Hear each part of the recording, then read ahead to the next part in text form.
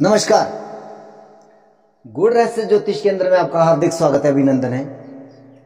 प्रिय बंधुओं,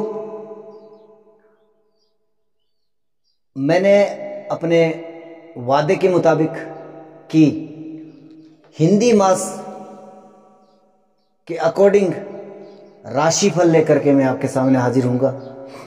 आषाढ़ मास 15 जून से लेकर 16 जुलाई तक, यानी कि हमारे यहाँ पर मास की गणना दो प्रकार की होती है। एक चंद्रमास होता है, एक सौर्य मास होता है।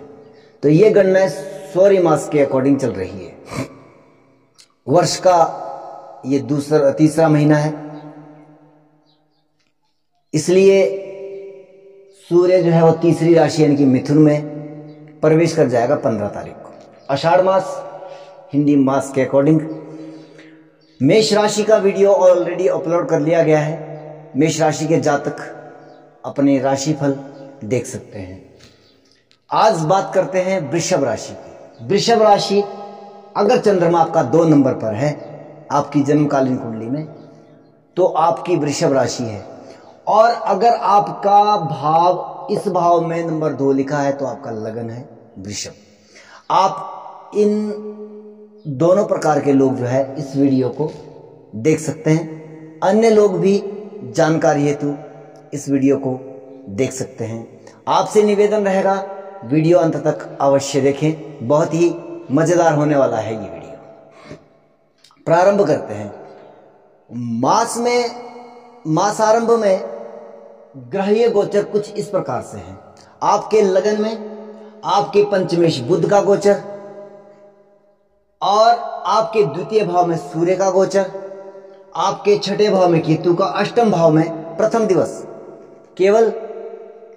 केवल पहले एक दिन जो है वो संक्रांति के दिन जो चंद्रमाष्टम में आपका मिलेगा।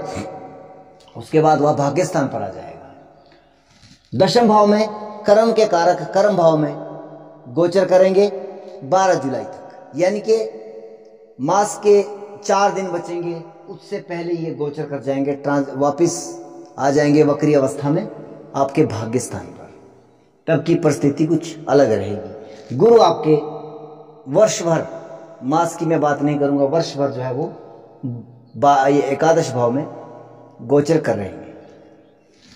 यहां पर 12वें भाव में राहु, मंगल व लग्नेश, इन तीनों का जमावड़ा 12वें भाव में। तो क्या कुछ होने जा रहा है ये मास आपके लिए कुछ विशेष। सबसे पहली बात कि शुक्र आपका लग्नेश है, वह द्वादश से गोचर कर रहा है। जी हां, शुक्र अगर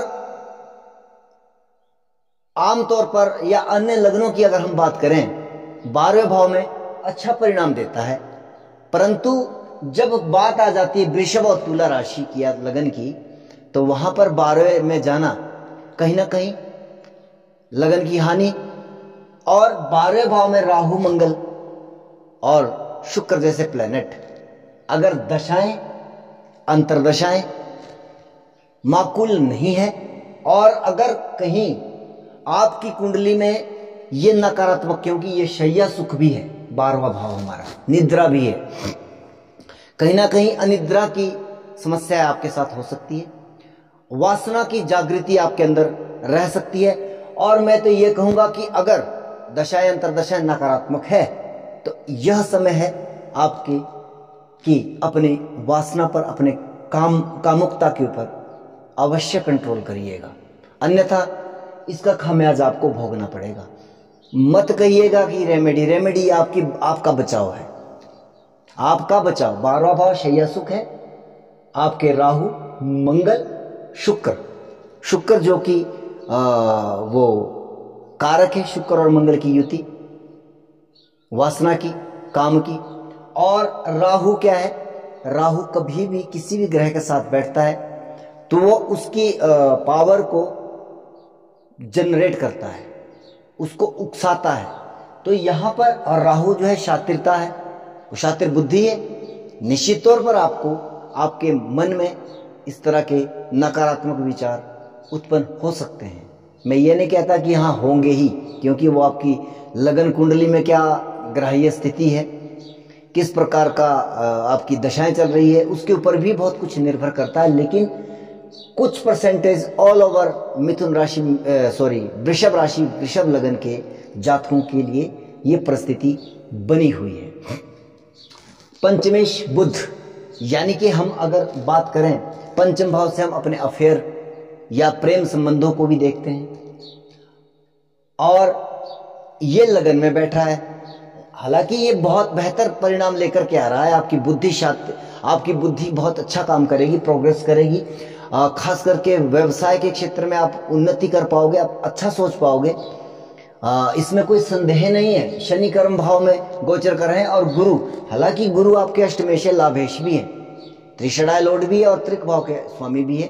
लेकिन जब ये आपके एकादश भाव में जा रहे हैं, गोचर कर रहे हैं, तो कहीं ना कहीं इसका आशीर्वाद, इसकी सफलता आपको दे सकता है। व्यवसायिक क्षेत्र में आपको बहुत अच्छा उन्नति का अवसर आपको मिलेगा। हालांकि दूसरे भाव में सूर्यदेव, अच्छा यहाँ पर पंचमेश लगन में आ गया, बल लगन को बहुत मिल गया, परंतु आपके लग्नेश द्वादश में, और ये आपका लगन जो है या आपका राशि भाव है, ये जो है वो पाप कर्तरी में आ गया। तो यहाँ पर भी थोड़ा सा आपको संभल करके आपको अधिक पाप कर्तरी का मतलब अधिक परिश्रम के बाद जो है आपको सफलता मिलने के आसार है।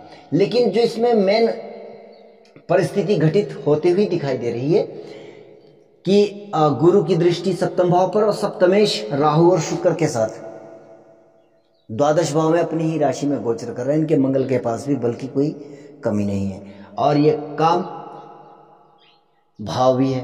और गुरु के काम त्रिकोण के स्वामी होने के बावजूद वो काम त्रिकोण पर इस टाइम वह कहीं ना कहीं सुरक्षा तो दे रहे हैं। लेकिन अगर राहु ने अपनी चाल चल दी, या दशाएं राहु की हो गई, या मंगल की दशा हुई, तो यहाँ पर कहीं ना कहीं आपकी बुद्धि भ्रमित हो सकती है। इस चीज से आपको सावधान रहना है।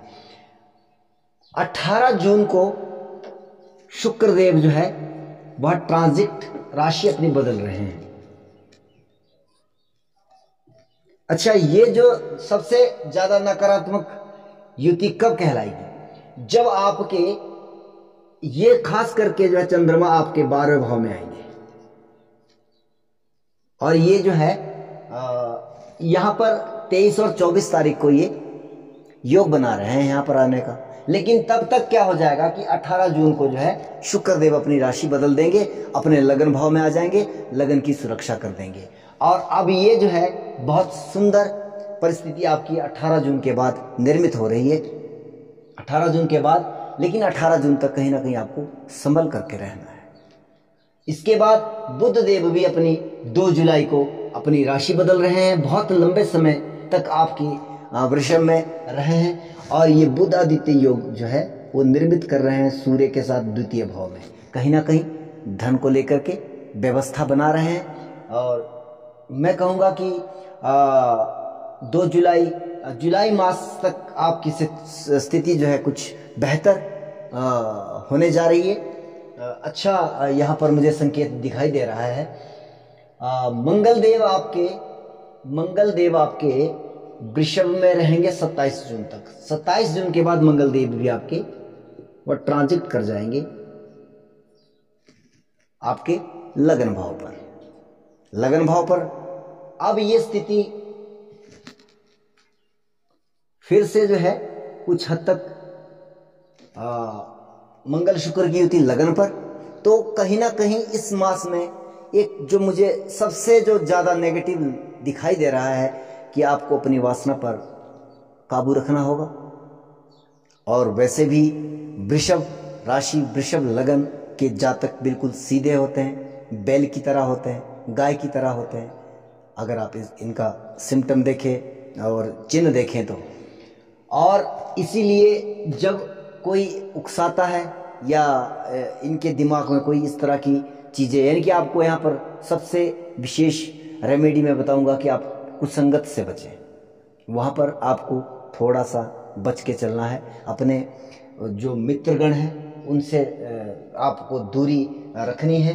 कहीं ना कहीं जब आपके चंद्रमा 7 जुलाई को केतु के साथ युति करेंगे छठे भाव में, तो कहीं ना कहीं मानसिक रोग या आपको परेशानी हो सकती है। उसमें आपको थोड़ा सा बच करके निकलना है।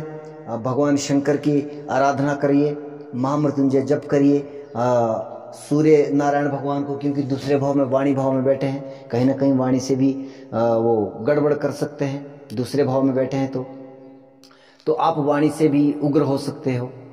इसलिए सूर्य नारायण भगवान को अर्घ्य दीजिएगा। शंकर भगवान के ऊपर दूध मिश्रित जल अर्पण करिएगा। जब चंद्रमा जो है वो छठे 12वें में गोचर करेगा, तब ये जो है ज़्यादा नकारात्मक परिस्थितियाँ दिखाई देगी। 13 और 14 जुलाई को फिर से अष्टम में आ जाएंगे। हालांकि अष्टम भाव खाली है, तो इतना ज़्यादा यहाँ पर साइड इफेक्ट मुझे दिखाई नहीं दे रहा है, अगर आपकी जन्मकालीन कुंडली में परिस्थितियाँ ठीक ठाक हैं तो, जब ये चंद्रमा अष्टम में आएंगे। लेकिन यहाँ पर केवल एक चीज़ को आप बच के चले, बाकी व्यवसायिक क्षेत्र में धन का मामला आपका ठीक रहेगा, व्यवसायिक मामला आपका बेहतर रहेगा, और हो सकता है कि आपको आर्थिक लाभ अत्यधिक हो जाए, उसमें उन्माद होकर के आप ऐसा कदम उठा सके, तो आप इन चीज़ों से बचिएगा। जय सिया राम। वीडियो को अंत तक देखने के लिए आप मेरे इस YouTube चैनल को सब्सक्राइब करें, शेयर करें और इसमें कमेंट अवश्य करें।